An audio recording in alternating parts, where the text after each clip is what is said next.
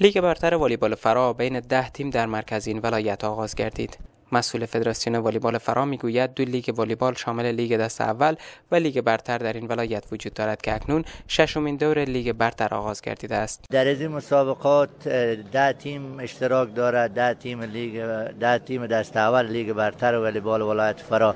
این مسابقات به مدت 2 ماه ادامه دارد و هدف از این مسابقات رشد ورزش والیبال، مبارزه با رسم و رواج‌های ناپسند و بالاخره در مبارزه با کارهای منفی در جامعه. مسابقات هم ساله برگزار میشه و فعلا مرحله ششم از لیگ مانه.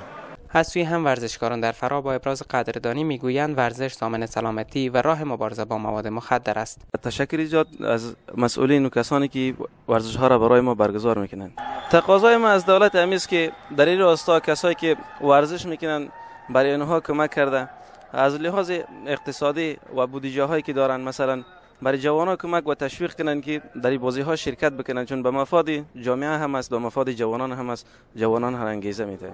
کسانی که ورزش نمیکنه و علاقه داره ورزش نمیکنه، ما میخواهیم که ورزش کنه و علاقه که داره در اون مفید شه.